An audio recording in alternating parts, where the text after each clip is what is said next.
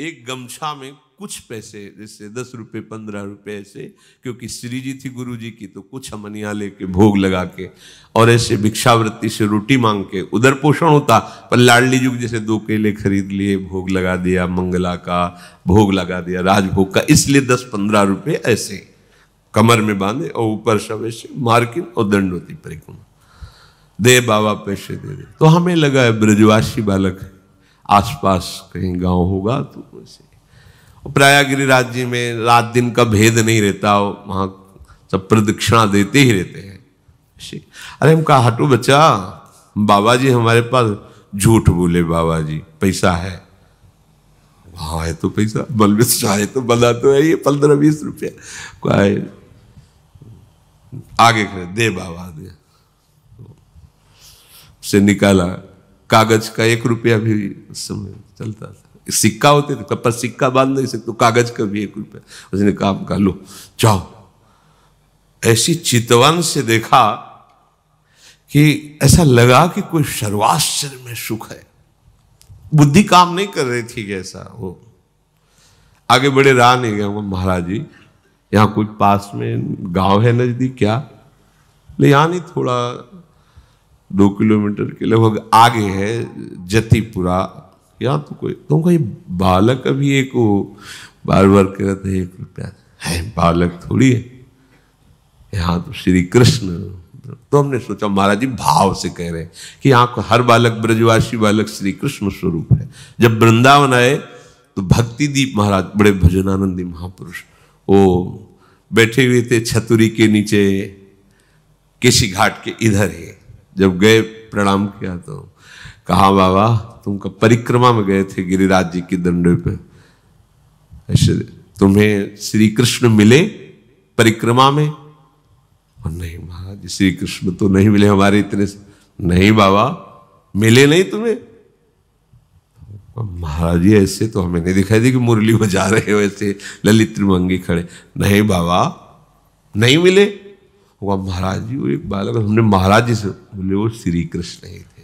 ये बड़े छलिया है, ये बड़े अपने जनों के साथ ये खेलते रहते और हम पहचानने, हम समझते हैं ये व्यक्ति है, हम समझते हैं स्त्री है, हम समझते हैं पशु है, हम समझते हैं बालक है। नहीं, वो बड़े लीला बिहारी है, रोज अपने सबसे मिलते हैं और मुस्कुरा करके जाते हैं कि तू ये मत समझ कि मैं तुझे देख ले रहा, मैं तेरे साथ खेल रहा हूं, हो बुद्धिमान तो पकड़ के दिखा दे मुझे। वो जो सुख ले तो सदा ब्रजवासी। एक बार पूज्य श्री सदगुरुदेव, बड़े अद्भुत चमत्कार गुरुदेव भगवान की कृपा से उनके समीप, वो तो सोई जाने जे देहु जनाई, लाडली जी के दर्शन करके महल से निकल रहे थे, पीछे से कहा ऐसे वो राधा बाग है, उसके आगे वो देखो ललिता जू का गांव है, ऊंचा गांव, ऐसे दिखाया। जी महाराज इतनी इतनी 2 सुंदर गोरी गोरी लाली आई, महाराज जी का अचला पकड़ के ए बाबा फूल दे दे। तो हमारी दृष्टि बड़ी सुंदर लाली, तो हमें लगा कि महाराज जी पूर्व में राधा बाग में यहाँ बरसाने में काफी समय तक रहे, तो किसी गोस्वामी परिकर की लाली होगी, महाराज जी को जानती होगी। अब महाराज जी के तो आंसू चले एकदम, हमारी तो समझ में ही नहीं आया।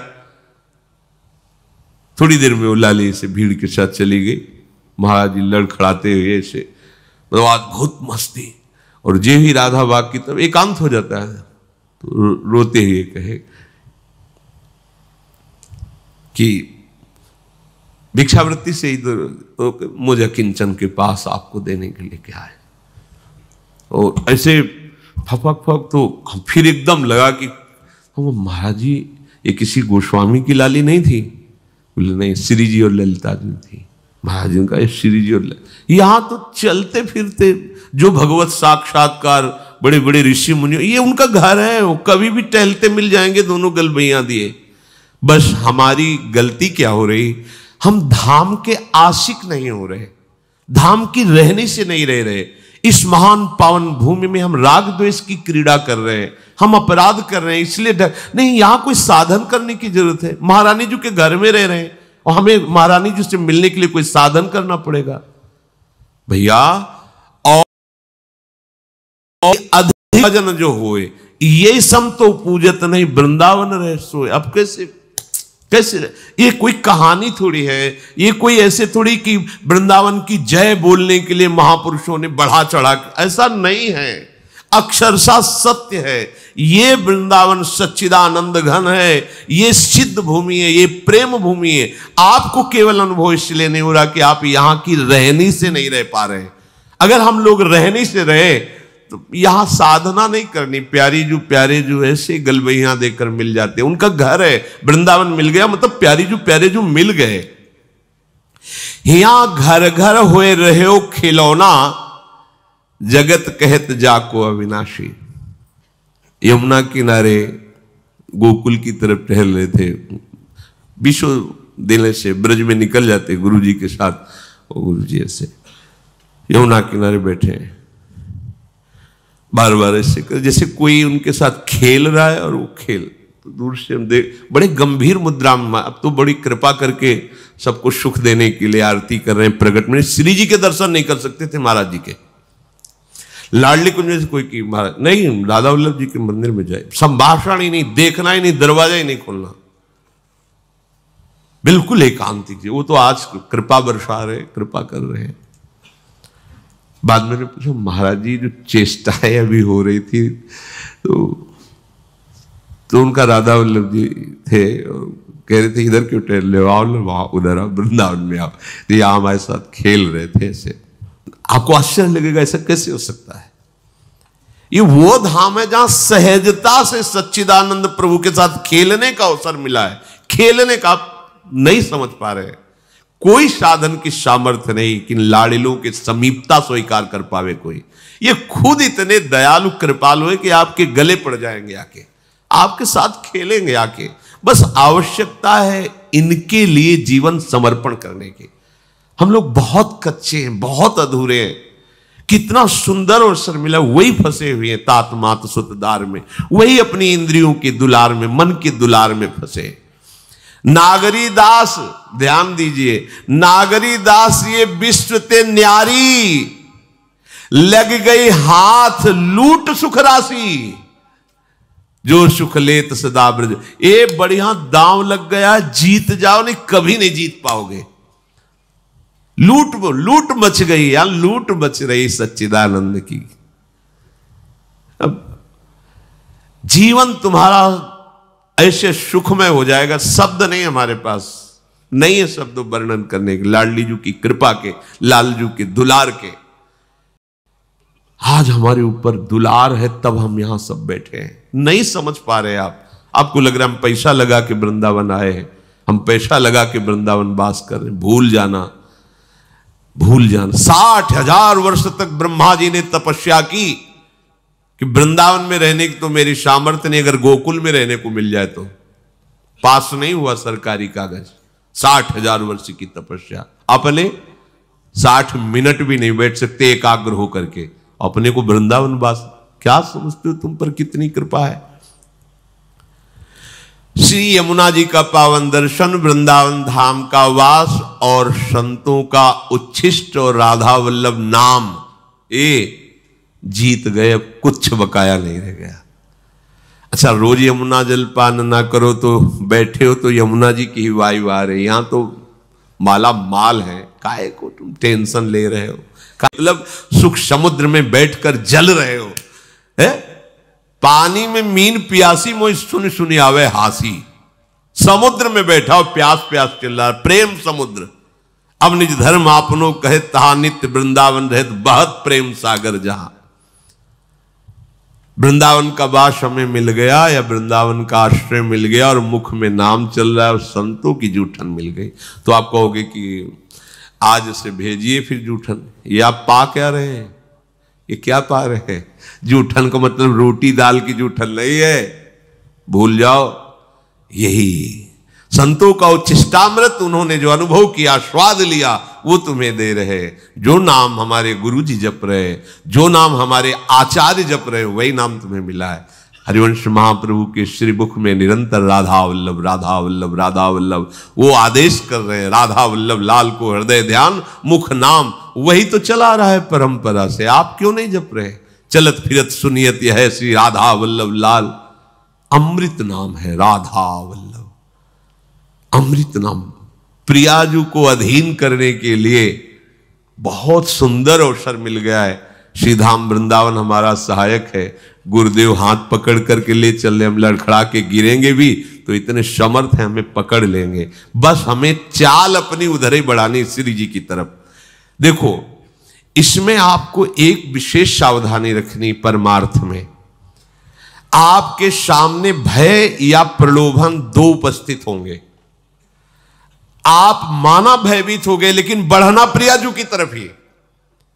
प्रलोभन हो गया, देख रहे उस भोग की तरफ, लेकिन कदम तुम्हारे नहीं रुकने चाहिए, बढ़ना प्रियाजू के, तो जीत जाओगे। अगर प्रलोभन में खड़े हो गए या भय से पीछे मुड़ गए तो घाटा हो जाएगा। नागरी दास विश्व ते न्यारी, लगी गई हाथ लूट सुख राशि। सुख में निमग्न हो जाओ। जिसकी सहायक प्रिया प्रीतम, उसको गिरा कौन सकता है? अभी तुम समझ ही नहीं पाए, तुम अनाथ हो क्या यार?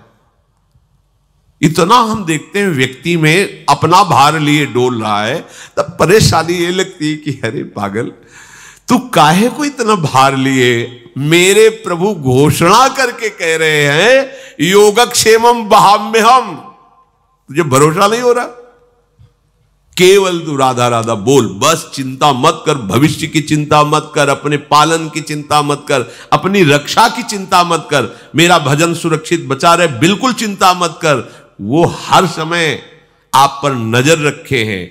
जो प्राप्त कराना है आगे आगे प्राप्त कराते जाएंगे, जो बचाना है, रक्षा करना है, वो रक्षा, ये उनका भार है, हमारा नहीं है। हमारा सिर्फ काम है राधा राधा राधा राधा राधा।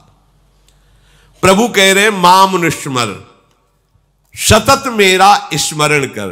अब इस बात पर ध्यान देते हैं कि स्मरण हमारा सतत क्यों नहीं होता। स्मरण तीन तरह से होता है। एक होता है बोधजन्य, एक होता है संबंधजन्य, और एक होता है क्रियाजन्य। बहुत ध्यान से सुनना, बड़ा लाभ का विषय है। भगवान का आदेश है तस्मात् सर्वेषु कालेषु माम अनुस्मर, मेरा बार बार स्मरण करो। स्मरण तीन प्रकार से होता है। एक होता है बोधजन्य, एक होता है संबंधजन्य, और एक होता है क्रियाजन्य। जो बोधजन्य स्मरण है, इसमें भजन करना नहीं पड़ता। ये बहुत कृपा से स्थिति होती है। एक बोध संबोधन है स्वरूप का, आत्मस्वरूप का बोध, ब्रह्म बोध संपन्न महापुरुष कहा जाता है, आत्मस्वरूप। और एक बोध शब्द होता है इस बात का अनुभव हो जाना कि मैं श्यामा श्याम की हूं, श्यामा श्याम मेरे हैं। मतलब ये कहने सुनने की बात नहीं रह गई, उसके हृदय में बैठ गया है। जैसे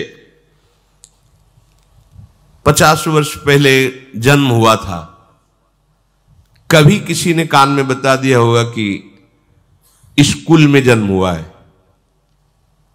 कभी रटा नहीं, कभी ध्यान नहीं किया। बहुत सी साधना करते हुए ऐसे आज भी अगर कोई भी कहे कि आपका शरीर किस कुल में, तो किसी पूछना नहीं पड़ेगा कि भाई मैं किस कुल में जन्मा हुआ, ये शरीर किस कुल में, नहीं पूछना, ओ अमुक बोल देंगे। ये क्या हुआ? बोधजन्य स्मरण। कभी जपा नहीं, कभी ध्यान नहीं किया, पर कभी भूला भी नहीं। वो बना हुआ कि ये शरीर कहां जन्मा, किस कुल में जन्मा। ये इसे बोधजन्य स्मरण कहते। पर ये असत है, इसकी कोई महत्ता नहीं, ये असत है। ऐसे ही गुरु कृपा से हमारे हृदय में बात बैठ गई कि अरे मेरे असली आश्रयदाता तो श्यामा श्याम है, मैं भूल कर भटक रहा था संसार के संबंधों में। स्वीकृत, मैं श्यामा जू की, मैं श्यामा जू की। अगर ये बात अंदर बैठ गई है गुरु कृपा से, तो कैसी भी परिस्थिति हो आप देखना, इसकी पहचान है। अगर आपको भारी दुख पड़ रहा है तो तत्काल आपकी वृत्ति श्यामाजू पे गई या किसी व्यक्ति पे गई। अगर व्यक्ति पे गई फेल, साहब बात अभी बनी नहीं। सीधे केवल श्यामाजू के चल, राधा राधा राधा। अब क्या होगा भैया, हम तो नहीं जानते, श्री जी के सिवा हमारा कोई परिचय वाला नहीं और कोई पावर नहीं, हमारी श्री जी है, श्री जी के सिवा कोई नहीं। यही सुई आनी चाहिए।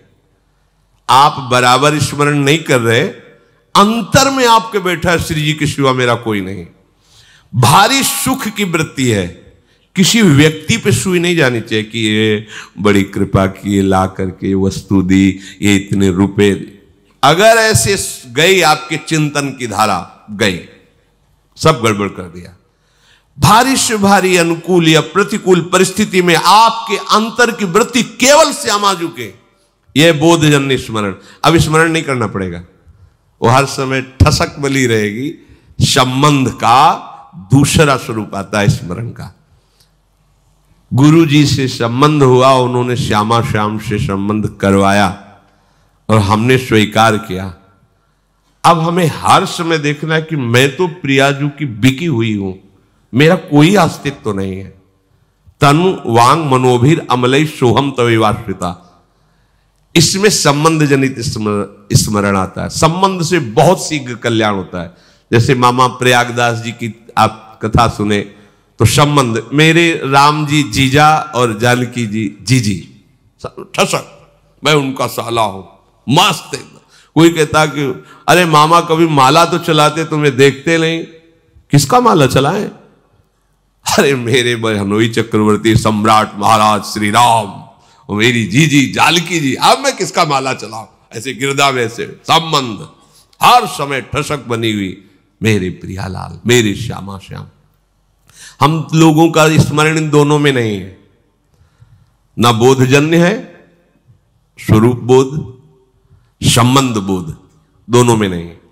तीसरे में है, वो भी बड़े भाग्यशाली है, क्रियाजन्य। अभ्यास हम कर रहे हैं, श्यामा श्याम हमारे हैं, श्यामा श्याम श्यामा श्याम, पर अंदर बैठा हुआ है हमारी मौसी है, हमारी मम्मी है, हमारे पापा है, हमारे अमुक संबंधी है। संबंध हमारा जगत से, संबंध हमारा देह से। अभ्यास कर रहे हैं कि श्यामा श्याम का मैं हूं, मैं उनका अंश हूं, उनका नाम जप कर रहे हैं कि इसमें अखंड भजन करने का अभ्यास कर रहे। अखंड भजन होता नहीं इसमें, बोध में अभ्यास भी नहीं है, चिंतन का कोई प्रयास भी नहीं है।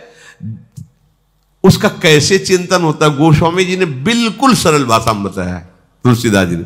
कामिही नारी प्यारी जिमी, लोभी प्रिय जिमि दाम, तिम रघुनाथ निरंतर, प्रिय लागहु मोहि राम।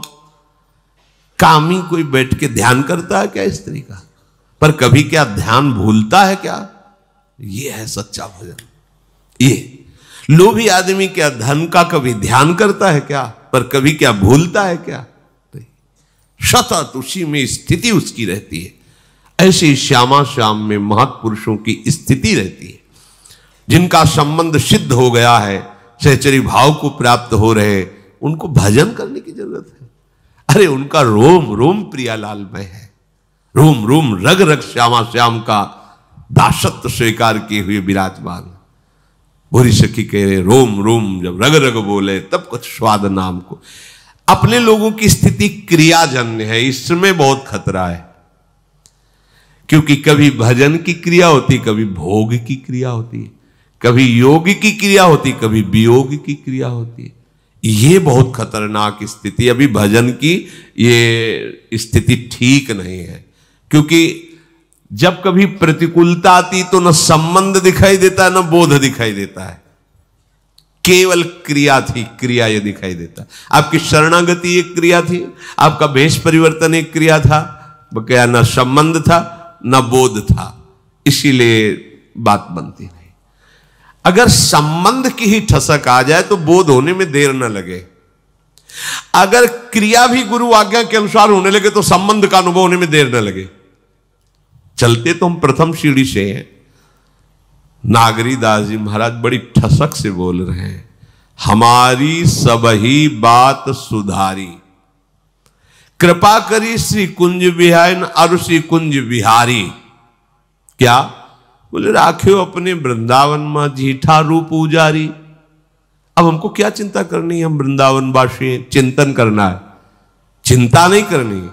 अब जहां हम ये कह देते कि क्या चिंता करनी, बेपरवाह रहो, तो इस बात को तो समझ नहीं पाते और भोगों का चिंतन करके भोगों में उतर गए। ये बेपरवाही है, मूर्खता है। चिंता नहीं करनी, चिंतन करना है। स्वामिनी जी का चिंतन अपने वृंदावन में हमें रख लिया, सो हमारी सारी बात सुधार दी। जीठा रूप उजारी, नित्य के लिए आनंद अखंडित, रसिक संग सुखकारी। कलह कलेश न व्यापे ईठाए ठोर विस्तृते न्यारी, नागरी दासी जन्म जितायो, बलिहारी बलिहारी, हमारी सब ही बात सुधारी। आपके मन में आता है ये बात?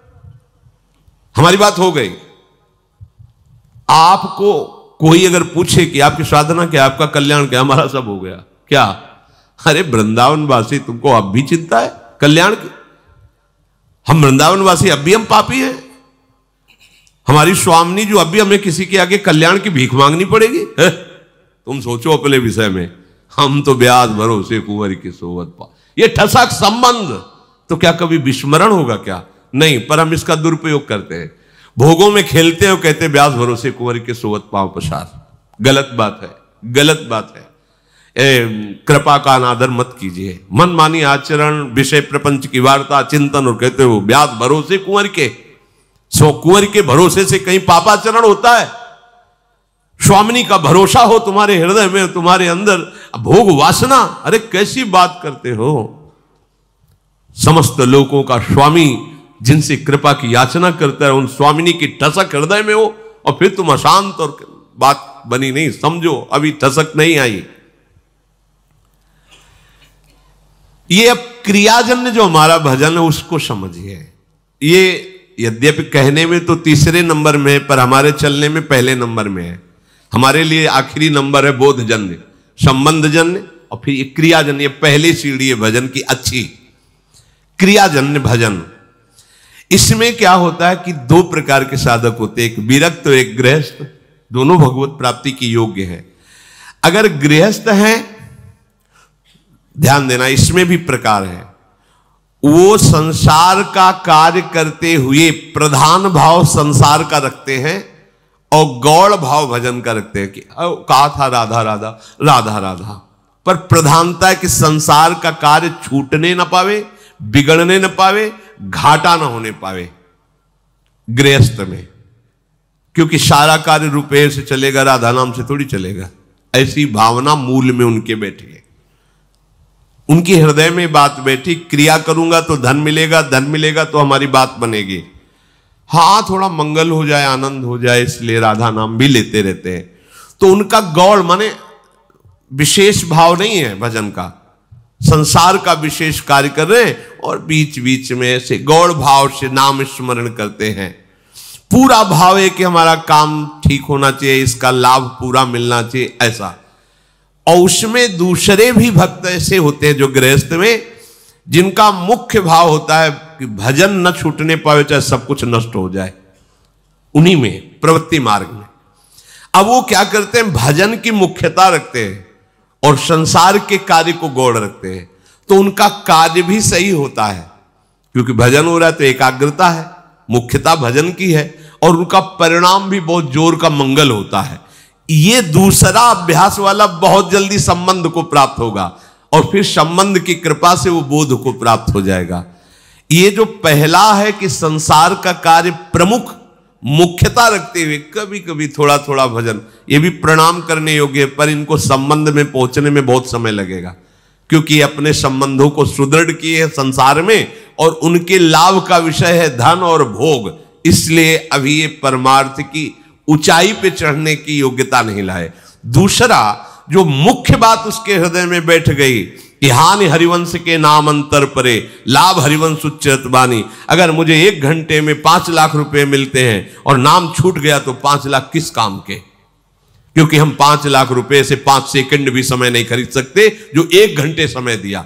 इतना विचार सुदृढ़, वो नाम नहीं छोड़ सकता। मुख्यता नाम की रहती है, गौड़ कार्य रहते हैं।